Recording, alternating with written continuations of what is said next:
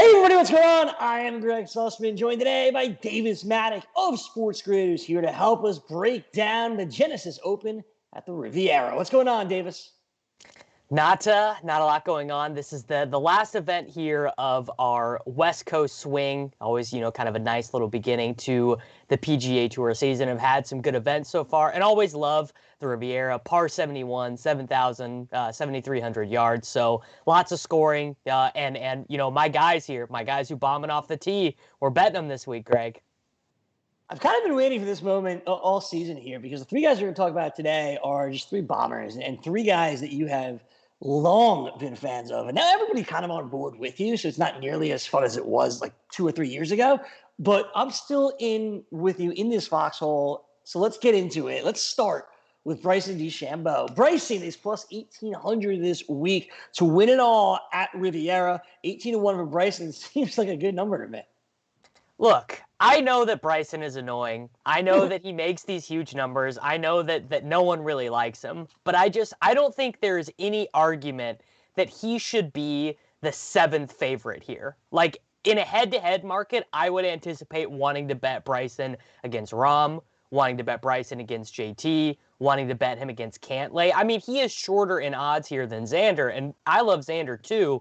But Bryson, when he plays his best game, he is the best driver on tour. No one gains more strokes off the tee than Bryson.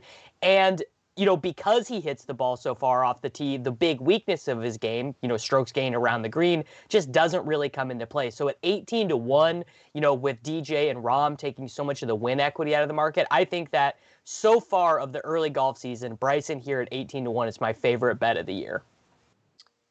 It just seems kind of crazy because one-on-one Bryson can beat anybody. And certainly with his power off the tee, he could get around some of the struggles around the green. Bryson DeChambeau, 18-1. It is really, really hard to ignore. Nobody likes him, but he knows how to win. And that's what we're looking for here this weekend. Another favorite of yours, former amateur that you were always on, is Victor Hoblitt, who's 34-1 to win this tournament. Hoblitt had a nice year last year before as well. Let's see if he can get going here at the Genesis.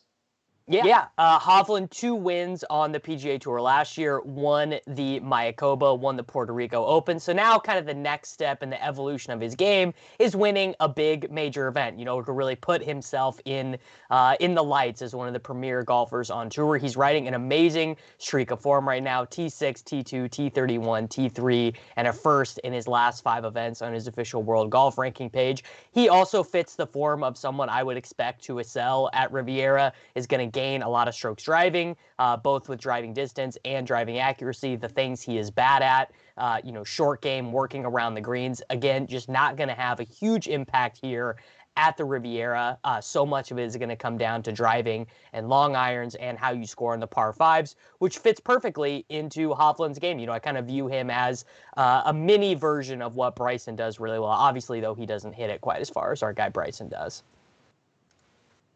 Hovland getting into tip-top shape here as we get past his West Coast swing. As we mentioned, had a good year last year. Now he's got to get off the schneid and win a big-time event. The Genesis Open at Riviera will certainly qualify for that as we look forward to the players and the Masters coming up. Hovland certainly can pound it off the tee, not like Bryson, but he can hit it a long ways. Hovland, one of our guys here this week at 34-1. One final player to get to here, and it's a guy that you were on long before everybody else started loving him, and that's Matthew Wolff. He's 80-1 this week at the Riviera, and again, it just seems like a high number. Matthew Wolff, somebody that you've been on before and will be on again, I'm sure. Why do you like him this week? So he is not riding basically a bad run of form right now. If you look at his stats this year, he's played way below his baselines for his last 2 events, and it's because he is banged up. He's dealing with like a small injury. I'm betting that he is kind of past the injury. If you look at his numbers last year, 12th on tour in strokes gained off the tee, 50th on tour in strokes gained total. Obviously, though, he's a guy who's been able to win on the PGA Tour in the past. So price down here at 80-1. This is about the deepest I would go. Also, if you're looking at the board this week, I think this is not a great week to bet long shots. So Matthew Wolff at 80-1. Just kind of buying the dip here, coming off of the injury, and I think this is the lowest on the board. I would go with the Genesis. No 100-1 specials from Davis Mattek this week. Not this week. 80-1 for Matthew Wolff, who's had success, of course, battling an injury right now. But we'll see what he can do here at the Genesis at Riviera this weekend. That's going to do it for us here at the FanDuel Hurry Up. Davis, I am ready, and I appreciate your time, man. Yeah, ready to get a Bryson victory to start the year off, and it's a beautiful golf course, so really excited to watch this week. Stars are out this week, and it's only going to get better over the next couple of weeks. I am excited to talk to you about it here on the FanDuel Hurry Up. For Davis Mattek, I'm Gregg Sussman. Thanks so much for watching, and we'll see you back here tomorrow for another edition of the FanDuel Hurry Up.